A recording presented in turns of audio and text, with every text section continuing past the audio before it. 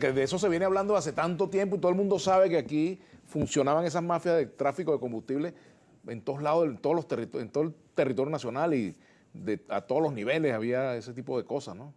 Mira, un actor, Funcionarios policiales, militares, civiles, etcétera, alcaldes, de todo. un autor inglés llamado Lord Acton hizo una afirmación que tiene cada día más vigencia. El poder corrompe y el poder absoluto corrompe absolutamente. Un gobierno sin controles, un gobierno que busca la hegemonía total, un gobierno excluyente, es un gobierno que tiene que terminar en la pudrición. Lo que hay en el gobierno es una pudrición total. Incluso, yo digo que hasta procurada desde el gobierno. ¿Con qué cree? ¿Cuáles son los sueldos de la administración pública, Vladimir? 90 bolívares mensuales. Ahora, vele tú las camionetotas en las que andan todos. ¿Dónde viven? ¿Dónde comen? Con el lujo que tienen. ¿De dónde lo sacan? Es decir, entonces tú dices, ahí da lugar a todas estas cosas. Evidentemente que hay un estado de descomposición, de corrupción y de pudrición total. Pero entonces, ¿quiénes pagan? Porque entonces vienen las vendetas, ¿no? De mafia, de grupos, de controles, de una serie de situaciones, te repito, que lo que revelan es una pudrición total. Y te repito, no porque estos sean más corruptos que otros, eso no es un problema humano. Los humanos somos imperfectos y seguramente tendemos a corrompernos por la tentación. El hombre, ¿cómo ha podido controlar en los países desarrollados el tema de la corrupción? Con instituciones sólidas, con educación sólida, con mecanismos de control, quitando la discrecionalidad. Ahora, en un Estado donde los funcionarios son omnipotentes, donde los funcionarios hacen lo que le da la gana, ¿cómo no va a haber corrupción? Te repito, eso no es un problema de que los venezolanos seamos más corruptos que los colombianos o que los japoneses. O que los suizos. O que los suizos.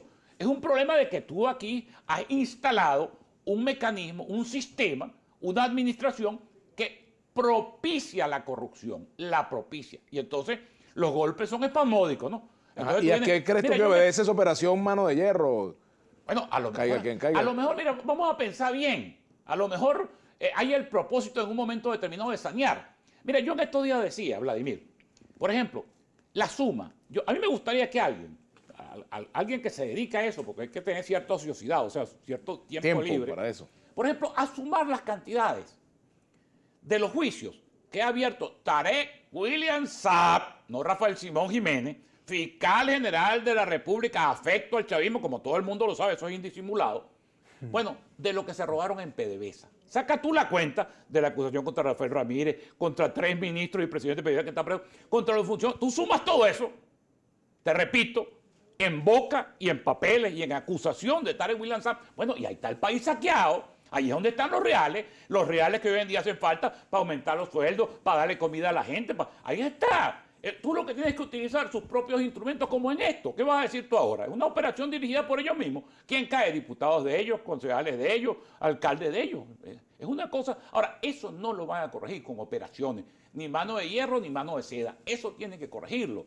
Con controles, con distribución del poder. ¿Cómo ha logrado el ser humano atacar la corrupción en el mundo moderno y contemporáneo? Con mecanismos preventivos, con mecanismos punitivos, con mecanismos educativos, con mecanismos institucionales que impida que el hombre tenga, o el ser humano, o el funcionario tenga poder discrecional para disponer de las cosas. Pero fíjate que incluso eso se refleja, Rafael Simón, en las cosas que no por más cercanas son más sencillas o más simples.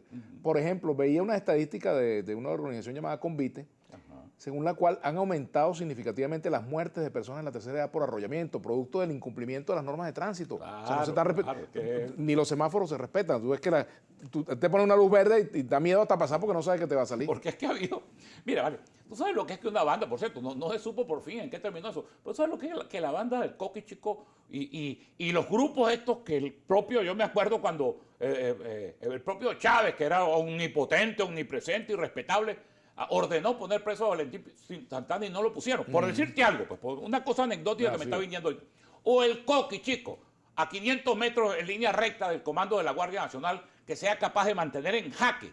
O sea, para no hablarte del arco minero, para no hablarte de la frontera, para no hablarte de todo, es que se ha ido perdiendo, ha ido declinando la soberanía nacional y el control del Estado sobre las actividades. Yo no creo que haya, yo por ejemplo me niego a creer que sea un plan, ¿no? Esto es un narcoestado. Yo eso no lo afirmaría, porque no me parece responsable afirmar.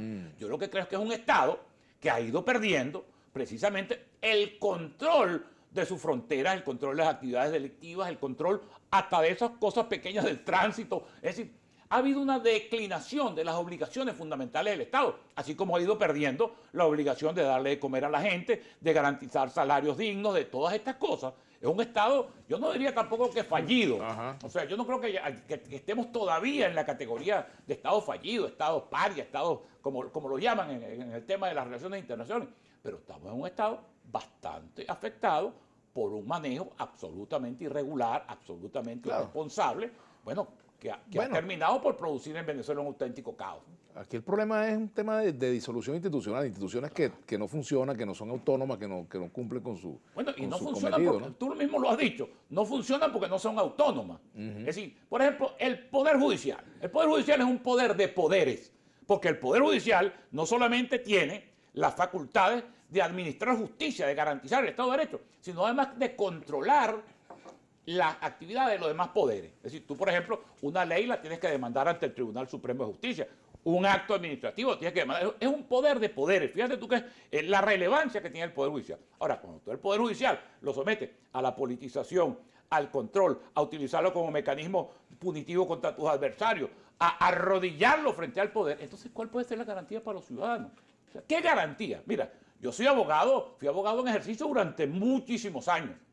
Yo hoy en día no me atrevería a ejercer, porque aquí las cosas, todo el mundo sabe que aquí las sentencias salen o por presiones políticas, las menos, por cierto, porque son las grandes, lo demás es plata, pan. Eso lo sabe todo el mundo. No estoy calumniando ni estoy lanzando acusaciones específicas sobre nadie. Así funciona la justicia en Venezuela. Eso lo saben los abogados, lo saben los jueces, lo saben los fiscales, lo sabe todo el mundo. Y fíjate tú esta pudrición. Es decir, cada rato el fiscal superior de no sé dónde preso, el otro, el juez de no sé qué cosa, preso.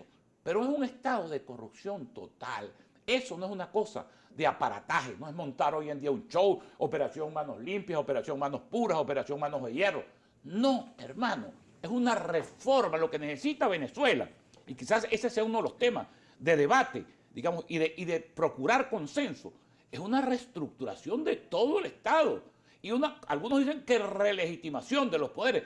Yo creo que hay que hacer una transformación de los poderes y devolverle a esos poderes, no lo que dice Rafael Simón Jiménez, lo que dice la Constitución Nacional. Yo creo que si hoy hubiera, la gente habla mucho de los consensos. Vamos a hacer consensos, vamos a buscar la unidad nacional para recomponer la economía, para atender el drama social. Hermano, cumplir la Constitución. En la Constitución está todo. La Constitución es un texto imperfecto, por supuesto. Obviamente. Con muchas cosas que hacer. Pero imagínate tú, hay gente que plantea sesudos abogados, juristas, jurisconsultos, doctrinarios que plantean hacer la solución es otra Asamblea Nacional Constitucional. Pero fíjate, yo diría que la Constitución hoy, con toda esa falla que tú anotas, es el único documento capaz de unir a la mayor cantidad de venezolanos posible. Pero por supuesto, no hay otro en este momento, un programa de país, un proyecto de país. Yo tengo sobre eso, es más, hice un artículo y desarrollé una tesis de lo que yo llamo la doble legitimidad de la Constitución.